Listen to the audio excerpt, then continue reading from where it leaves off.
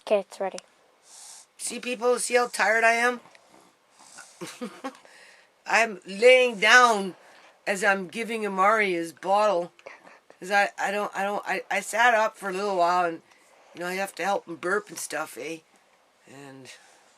Now you're just laying down. yeah, like I could, like, seriously just cuddle right in. And just, oh. My lower back is killing me because not only is he getting heavy to pick up and carry, but now I'm shoveling and lifting and bending and so I don't know. I don't know if I want to peel myself off the couch. Or just wait there for a couple more minutes. Huh? Or just wait there for... Well, I have to sit up and burp him pretty soon, but... if you want to lay down, just go ahead. I might. Yeah. Okay, people. Okay. What? Can I say one more? No, peace out. Yeah. Okay, people. So it's now March 22nd, 2020. And it's cold outside. It's 8:45 in the morning. Yeah. So, as you can see, there is a slight frost, a slight chill out here. Anyway, what's happening is, see that corner right there? Do you see that bin? I am going to dig that out, and I'm going to move that big blue bucket into that corner, move some of that wood, fill up that bucket, and that's where I'm going to put the white oak. That's what I'm going to do. Hold on. Oh yeah, see? It needs more dirt though.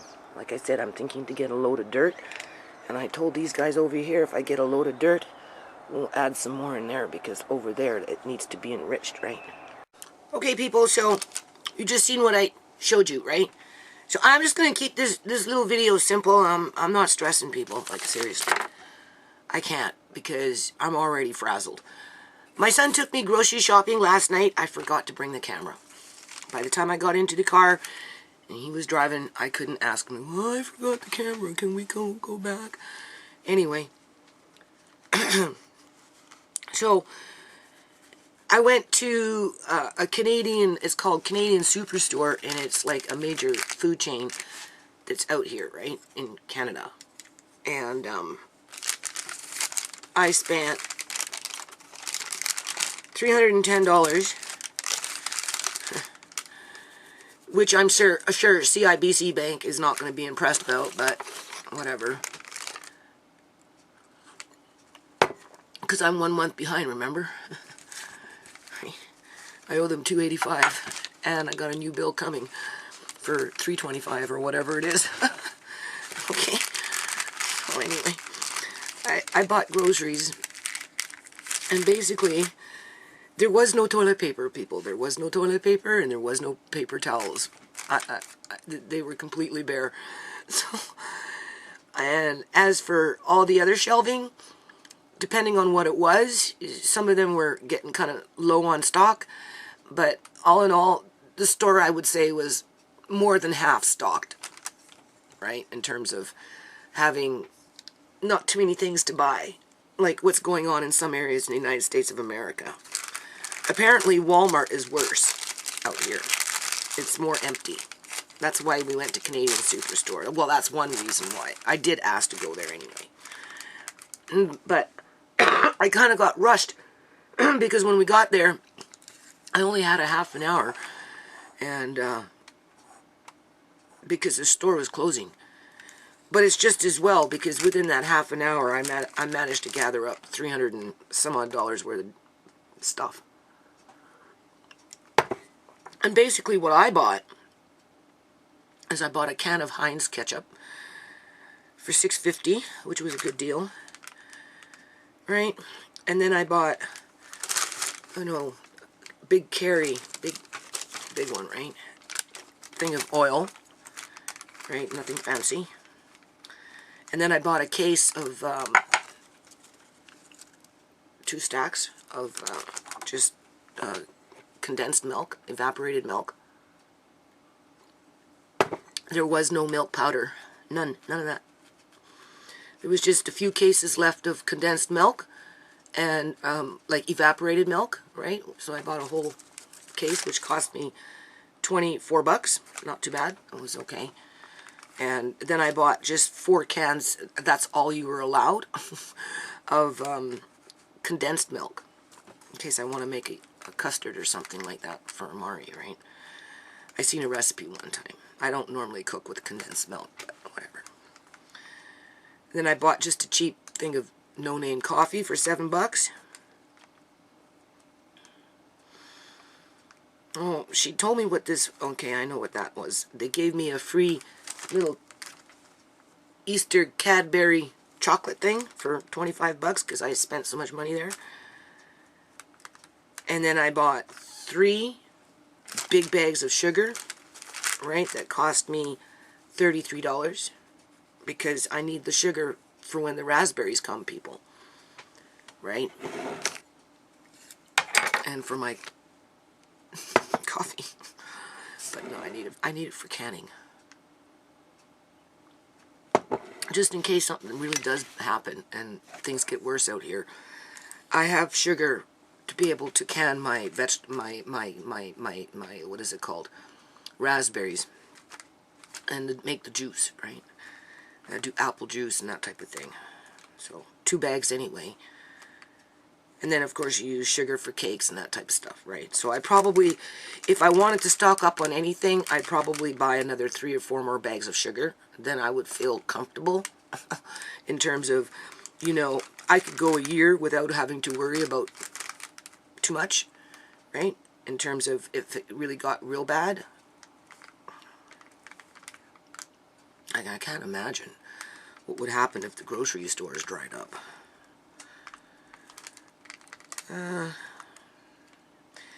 I bought a couple of boxes of bran for $13, just 2 of them. Just all bran for Amari. If I would have had more money, I would have bought more for storage, like for stocking up.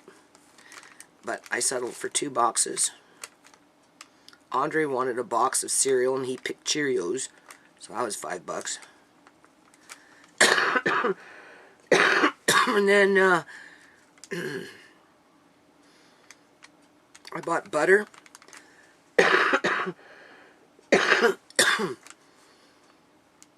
Oh, peanut butter. I bought a peanut butter for $9, big one. And I have a few around the house already. But I wanted something newer, right? That'll be put away, just in case. Cheap box of tea. And then I got a big thing of mozzarella for $27. And a marble for $27. Eggs for $7. And then I bought salted butter. You had to pay more for the salted, but I like salted butter. And that was $40. Alright, I stocked up on my butter. And then I bought a couple of other cheeses for $10. 2 jugs of milk for $10, $10.50. A head of cauliflower for $2. A bag of potatoes for $5. Another bag of potatoes for $5. Some carrots for $12. Because I bought like 3 different bags. Because I got the rabbit outside too, right? Some garlic. No, garlic was $3, but that was organic, so that was a deal. And just a few other miscellaneous little things. And then a slab of bacon for $23. And all that came to $314.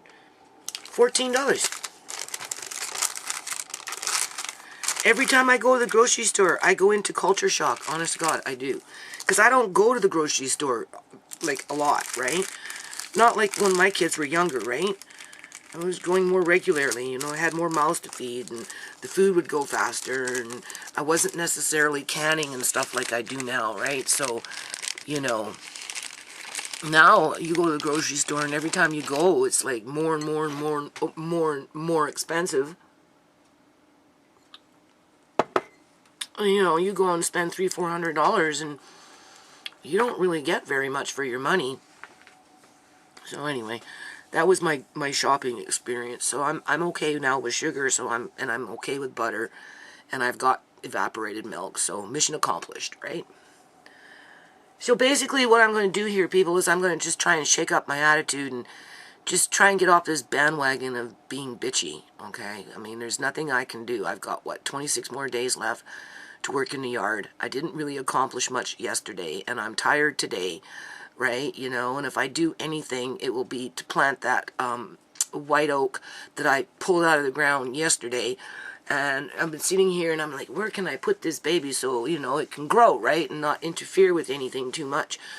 So I've decided to put it into this corner over here because, yeah, you know, it's not, and because it's in a planter pot, it will be like in a big bucket. Because it's in a big bucket, when it comes time to move it, it will be much more easier to move it, because white oaks can live in small pots and still grow and look beautiful, right? Whether they turn into a bonsai, kind of like a little white oak, or, you know, we'll see what happens with the one in the front. If that one catches this year that I dug up from the ground over there and practically killed it, it will be fine. But more than likely, eventually it might bust through the pot, right? Just because it's buried, the pot itself is buried into the ground. And if it does that, then what happens is when a tree connects to the earth and gets into the actual ground itself, it just draws on all the nutrients and the tree just poof. It becomes a warrior tree. So, you know, it takes on a whole new life.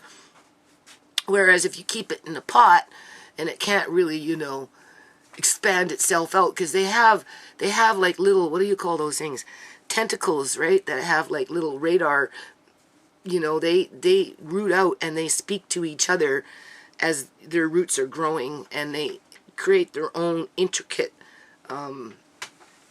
you know, network. That's what trees do, right?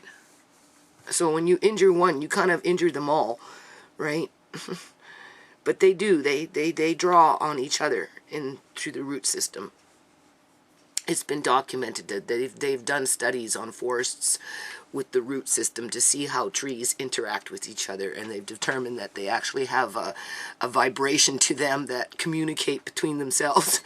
So once it gets into the ground and it's gone, it's communicating to the maple, to the Norway maple right there, right? And if it's not communicating to that one, it's communicating to the fig tree. It's communicating to something, right?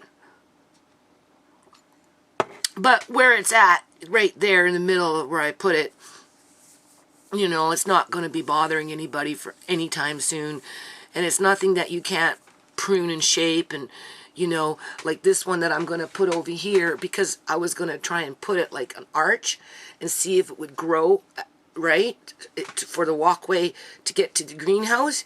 But because it had already started uprooting itself, I thought, just take it out, right, and let the warrior, the black walnut tree, let the warrior tree just grow uninterrupted. And the white oak is kind of like a warrior tree too, because that thing just sprung up just as fast, right?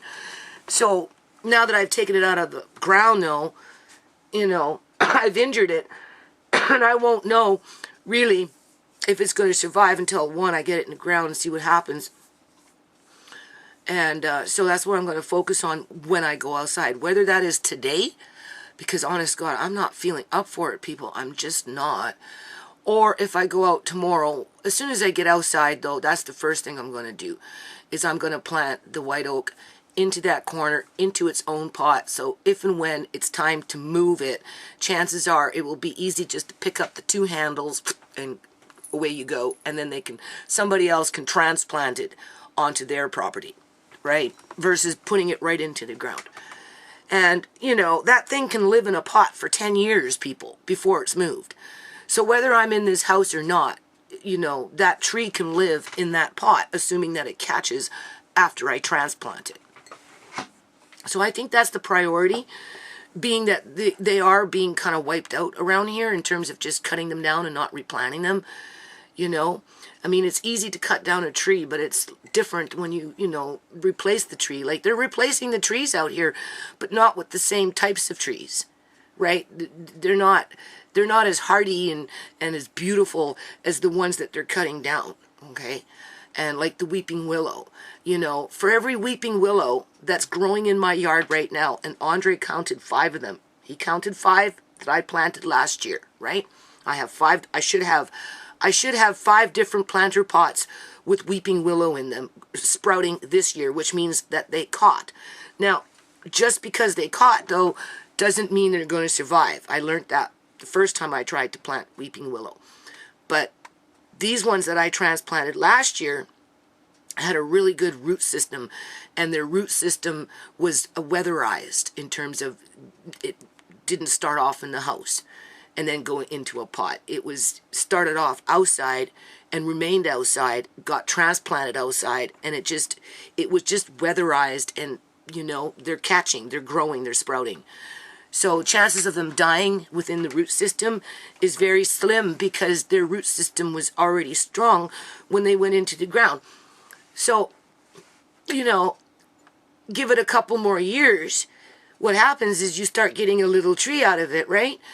And then, you know, whether I'm here or not to see it, people, somebody's going to take that tree home eventually. I can't have all these trees growing in my yard. They can only grow for so long before they get so big, and some of them are going to have to go somewhere else, right? You know? So, for every tree that they cut down in this neighborhood in terms of a weeping willow, this is what I'm trying to say, right? I have 5 of them as replacements growing in my yard.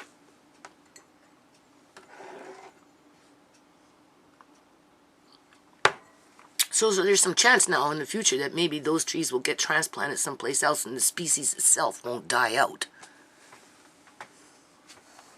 Because right now, they're being wiped out. Basically. Right? And I know people don't value that because there's no money in it. You know, and you got to clean up their leaves. But at the end of the day, the weeping willow may not produce a nut, but it actually does produce a medicinal, it's a hormone too, right? It produces a hormone to start other plants to grow, right? You put it in a solution, water, and you let it seep, and then you take your cuttings, you put it in there, and then it provides a hormone for other plants to grow, right? And or it has a medicinal purpose. I don't remember what it is right now. I'm kind of tired, but I know it does. So it's not like it's not an invaluable tree, because it is, and they're pretty. But the thing about the weeping willow is they kind of need a little bit more water because, you know, and when they do shed their leaves in fall, it can be a nuisance because you have to clean them up, right? But the mulch itself would be good because it provides hormones into the dirt to help other plants grow if you really want to take it there, right? So anyway, that's where I'm going to leave this video. I'm just going to put it up like this. I'm not even rushing with these videos. Next time I take this camera, it will be when I'm transplanting that little warrior white oak, and let's hope that it catches this year. And then maybe in another 5 to 10 years, somebody just might have a beautiful tree to put into their yard when this place gets torn down and nobody wants it. How about that, everybody? Anybody ever stop to think about that? All right? And because it's in a planter pot, chances are it's going to be very easy to transport it to a new location. Because I know for a fact that a white oak will sit in a little pot and be very happy. Think about it. Oh, where what do you call it? The black walnut, they like to spread out. They like to go deep and spread. Well, not so much deep, but they like to spread out, right? White oak likes to go deep, but it will curl itself and live comfortably in a pot. Where the black walnut is annoyed with it. It doesn't really like it, right? And it will kind of stunt itself, so you're kind of making little bonsai black walnut trees. But again, once you put it into the ground and that root can go and then out, oh my God, you're going to get yourself a warrior tree every time.